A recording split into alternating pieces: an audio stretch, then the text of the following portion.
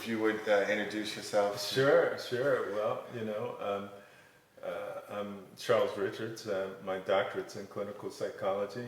I actually originally from North Carolina, but I came out here to do my graduate training, and clearly decided to stay because the consciousness here really kind of supports the direction of my work. I was initially Jungian oriented, loved the work of Carl Jung. And it's beautiful, elegant work, but at the end of the day, because I understood about past lives, karma, and reincarnation, because I had studied metaphysics from the time that I was like right around 15, I started, so I learned about karma, past lives, reincarnation. Wait, I'm sorry, you were saying 15? I started studying metaphysics at 15, and I just kept going from there. My initial interest was in, was biology, because I was always kind of science oriented, but I actually wanted I wanted answers to about, okay, why are we really here? What are we here to do? It's not like, at least I was clear, we're not here to just go to school, get a job, have kids, grow old, die, and then what was it all for? What's the point? And that's why I started studying metaphysics at 15, because I wanted answers that, the Catholic elementary school that I was going to when I was in elementary school, the nuns just couldn't answer those questions, at least not to my satisfaction. So finally I started finding those answers for myself, and when I understood that, we're spiritual beings, have physical experience, and we live lifetime to lifetime learning lessons until we eventually develop a degree of spiritual wisdom and are ready to transcend and don't have to come back here, then we go to another level, and then it just continues on. It's a process of spiritual evolution as we develop ourselves to serve the universal cause. Just as when you get enough education, or whatever you get, however much education you choose to get, at a certain point you get a job and you serve the community or society or whatnot, and but initially you got to get a certain degree of education. Well, I kind of understood that that's kind of what lifetimes are like. You get a certain amount of spiritual wisdom from lifetime to lifetime until you understand well enough how to serve the divine cause, in a very conscious and effective way. And so that understanding led me to shift my major from biology to psychology. And I realized immediately that I wanted to be a therapist to help other people kind of figure out the journey that I had to, kind of work to figure out. I thought, well, maybe I can make it easier for other people to understand really why we're here and help them resolve blocks, fears, issues that come up in their life along the way. And so, Jung was on the same page, I thought, with my thinking early on. And so that's why I really focus on Jungian psychology. I was a member of the Friends of Jung here in San Diego, which was an organization of Jungian analysts. And eventually even spoke at the Friends of Jung. Even though I wasn't trained as an analyst, they recognized that my experience, my background with Jung, and at that time I was deep into doing past life work. And they could see that dovetailed with some of Jung's understanding of the archetypes of the collective unconscious and those kind of things. So I remember that first presentation I did at the Friends of Jung was titled Past Life Dreams and Archetypes of the Collective Unconscious. And that was a fun talk to give. So that was the talk that you gave at the... Yeah. Okay. Yeah, that was the talk I gave at the Friends of Jung. Okay. And so I got to be friends with a lot of the leading analysts, Jungian analysts here, even though I never had, I didn't go to analytic, institute the way a formally trained analyst would do, but still I had enough understanding that they could appreciate where I was coming from. But the beauty of what I learned to do when I started doing past life work was that I could actually have a person come to me with an issue. Let's say they were having panic and anxiety attacks.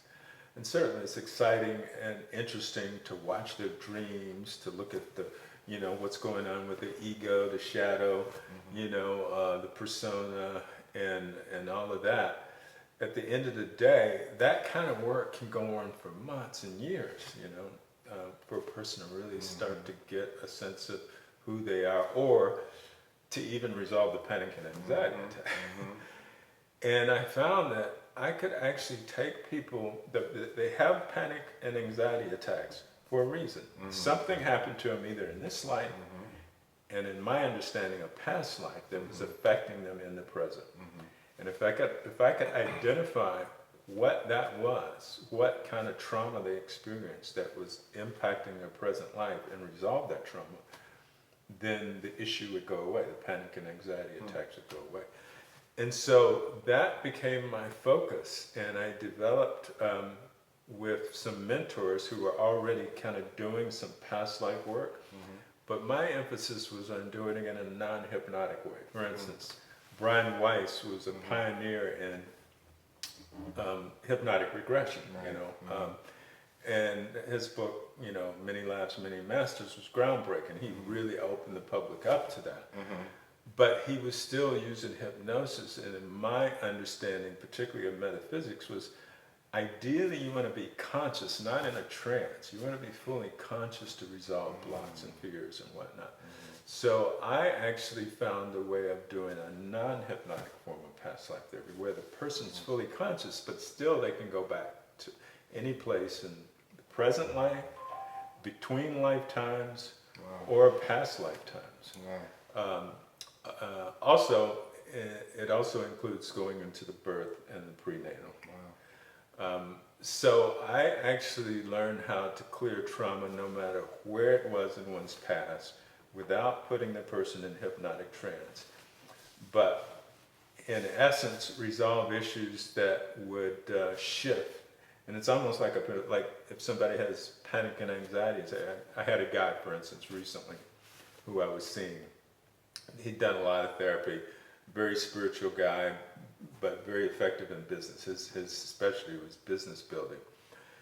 But he was with his partner. He was, for whatever reason, he started to have these like chest pains and panic attacks, and it would come mainly when he was getting ready to go to bed. And so he came to me and he said, "Well, this is what's going on with me, Doc. I'm not sure why it's happening. I start to hyperventilate. I start feeling chest pain, and my partner, she's wondering, is it something she's doing?" He was just kind of confused. Why is this coming up? And I could tell it was something that was getting triggered, that was tied to a past trauma. And the first session we did, he went into a past life where he was sort of a rancher. He was out, sort of hanging out, not far from his home, and he was single at the time. And there was a herd of horses, wild horses, that kind of got confused. And the next thing you know, he turned around. He heard them coming. He turns around, and one just basically hoofs him in the chest, knocks him over, and just, and this whole herd runs by him, But that horse hoof in the chest, knocked the wind out of him, and he thought, he was on the ground, and he thought, I think I'm okay, I think I can, but he had to actually crawl back to his house. And he just said, I just need some rest. Well, he went back to his house, finally got in his bed, but evidently his chest was crushed, all kinds of, and he actually died. Oh, wow. Wow. So we cleared that trauma, and that was one lifetime. Now, sometimes an issue that we have is tied to more than one lifetime. Sometimes there's a series of lives with the same theme. Well, he went to a second lifetime where he was a warrior, with a band of other warriors, and they were in this battle with another group, but this other group far outnumbered them, and he had a shield and a sword, but he just realized, we are totally outnumbered. it's not much we can. So he did the best he can, but he caught a spear in the gut, and that took him out, in that lifetime. Wow. So we cleared those traumas. And and each session takes maybe 90 minutes, sometimes 2 hours. Once we clear those 2 traumas, he never had any more panic and anxiety attacks. It just went away. That's amazing. So a couple of things come up when I hear these. First of all, it's fascinating stories. I'm just like, I can just listen to these stories all day. But how much does one of those sessions like? I'm like, I want to do one of those. How much is like cost to do one? Yeah. If I wanted to do one. Well, what I charge is $300 a session, and but the beauty is, and sometimes I think maybe I should charge more, because I'm done with clients very quickly. It takes, if somebody has a specific issue, sometimes we can resolve it in 1 or 2 or 3 sessions, and they're done, instead of months and years. So it's actually very much more cost effective than traditional therapy. It really most therapy is set up, it's long term, and I thought, and as I say, I love the Jungian work, working with people's dreams and archetypes. If that stuff can go on for months and years, I mean, analysts are trained just to be a Jungian analyst. Their training analysis, meaning their own analysis, sometimes goes for like 4 or 5 years. Wow. And that's just to become an analyst. And I thought, that's interesting work, but I don't want to hold people's hands for months and years to help them resolve issues when I can do it like in a few sessions. Do people need to be sensitive to being brought into these states where they can? No. I've had people who haven't meditated a day in their life. They just like to party and drink beer, and they haven't read anything about metaphysics or spirituality or anything, but they got an issue. And so they come to me, and if they're willing to just go through the process, then we can resolve the issue. And sometimes they're blown away because they had never even thought that this would be what the issue was related to. Past life. They said, "Doc, you're going to take me into past life?" I said, "Yeah, if you just kind of go with the process." And they'll do that, and they'll come out, and they're just sometimes blown away because, as I said, they haven't been even exposed to those ideas or concepts. But it's like gravity, is if you know the laws of gravity and how to work with it, you get results. And when people say, "Well, I don't necessarily believe in reincarnation," I says, "You don't have to believe. You can see it as a metaphor. As long as you're willing to go through the process, we can get results."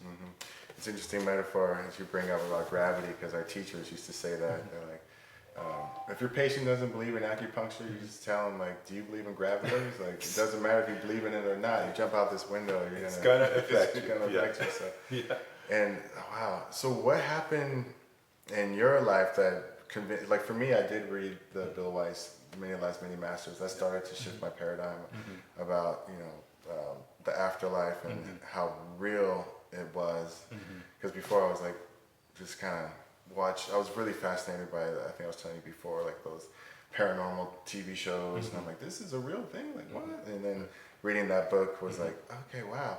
But what was the aha moment for you where you're like, okay, this is a real thing, past lives are a thing? Like, was there a moment that was there? Yeah, but that happened when I was in my teens, and I learned about karma, reincarnation, cosmic consciousness, and meditation. I started meditating.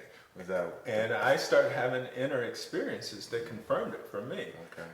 About my own past. For instance, to give you just an idea, I was very interested in martial arts as a kid. In fact, when my father first took me to a karate dojo, I was I don't know, 8, 9 maybe, and immediately I wanted to start. I told my dad I want to take classes, and in those days he just said, "Oh, you're too young, son, to do this." He just thought I was just, it was just a whim, and I was serious about it. And I thought, okay, when I'm old enough, I'm going to take myself. And so I did. I actually, as soon as I could, I actually started taking karate lessons myself. And as I've grown up, growing older, I started with karate, taekwondo. Then I just had a natural knack for it. Then I went from taekwondo to kung fu, and now I do tai chi. But I have seen a past life, and as you can see, my home is very Asian, Japanese, sort of Chinese. So I've seen my past life as a samurai, and seen my wife, and seen where we lived, and so I have these strong connections with some of my past lives in Japan and China. And so that's why I was drawn to the martial arts as a little kid, just naturally, because I had been a martial artist in Japan and China. So, those kind of things will reflect in your current life if you know what to look for. You can see signs of your past life history, depending on the things that you're drawn to, you're attracted to, you're interested in. Yeah, you see the wheels turning, because what you said right there just kind of was like, oh wow, because I have had some really vivid dreams about being a samurai and having a teacher, and I remember, and then someone came up to me and said, oh, you were Chinese in your past life. To me, and then it just makes me think like, why did we connect in this well, and also you do acupuncture, so yeah, I mean, yeah. that was an obvious sign to me. It's like, okay, brother's doing acupuncture, it's obvious some kind of resonance there from somewhere. So yeah, but when you were having these experiences, were you like, okay, this is a past life? Did you know, or were you? Yeah, it was as clear as day. I mean, I remember I was in a contemplation one time, and I actually was standing in the garden in Japan. There was our home was behind us. There were cherry blossoms floating through the air, and my wife was in a kimono in front of me. And I looked down. I had swords in my belt. And it was as real as me sitting here talking with you. Wow. So, I mean, I knew, okay. And I had to understand, of course, conceptually about past lives and reincarnation from my studies in metaphysics. But then I started to have experiences directly to confirm that. So I just thought, okay, well, this is no doubt, what's going on. So let me just see if I can take it to the next level. Wow. And did you have help from spirit guides to develop this technique? It's interesting you asked that. Yeah, I during my spiritual work, meditation, contemplation, I actually started to connect with spiritual masters that would guide me. In fact, I remember at one point, years later, when I was doing past life work, and I was still involved with Jung, I thought, and I was just starting to do past life work, and I was sort of letting go of the Jungian work that I was doing because I was finding the past life was more effective. But I still love who Jung was and what he did. And of course, soul is immortal. Soul doesn't die. And I just knew, okay, well, Jung is somewhere. It's like, I'd like to meet him. So I asked my guides if I could meet Jung. Do you know that I had an inner experience where they brought me, and I'm sitting at a table having a conversation with Carl Jung. Wow. And he looks at me and he says, he says, learn my work as well as you can, but you can go beyond what I did. And so don't limit yourself with what I did. Take it to the next level. And I remember thinking, oh, it's such a wise soul that he even instructed me to even go beyond where he was at. Right. So I felt blessed that I had that opportunity to have a one-on-one with you. That's even amazing. Years after he, of course, moved on. And he decided to stay on the other side and just that's. So every soul doesn't need to come back into the. It takes quite a bit of spiritual work to get to the point where you don't have to come back, and you have to realize time is a little different on the other side, and there are different levels of heaven, so to speak. And so, what we would consider a lifetime would be maybe like a very short period of time on the other side. So Jung may come back but he may stay on the other side for in our sort of chronology 50 or 100 years, and then come back, depending on what his mission is, what he needs to do, what he needs to learn, and so. But most of us actually, we're still learning sort of the basic fundamentals of living life and learning how to give and receive love and serve others.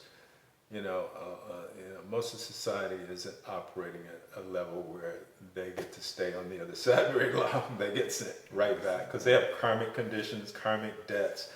Right. It's almost like you got debts to balance and repay from the actions you sort of were involved in this life, and so often the lords of karma send you right back, and you're born again, and you just have to continue. It's like repeating the first grade over and over. I like to give people the analogy, if they ever saw Groundhog Day with Bill Murray, where he relives the same day over and over. That's kind of how reincarnation is. And we have to relive lifetimes over and over until we figure out how to get it right in a way that reflects compassion, and recognize that we're all spiritual beings and we're not here to do harm to anybody. Right. But as you can see, the way society is, most people aren't there. Yeah. Does it seem? Are we slowly all kind of leveling up together, or?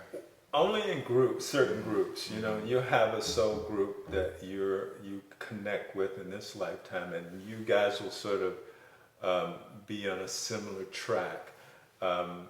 But other people, other groups are in different stages of evolution. Some souls come here just to learn the lessons of power and control, and they will have power and abuse it and take advantage of others, but that's what they need to learn in this lifetime, that you can't just do that without consequence, and then they'll come back in another life, and they're on the opposite end where, they're getting abused and controlled, so it takes, thousands of lifetimes for souls to wake up, and they kind of come back because you have karmic ties with certain souls from past lives, and so it's almost like your spiritual pod, your posse, and you all reincarnate maybe at the same time to continue your lessons, and eventually sometimes you will all graduate at a similar time, but it's still a very individual thing. It's not like everybody's going to sort of graduate at the same time. No, it's very individual.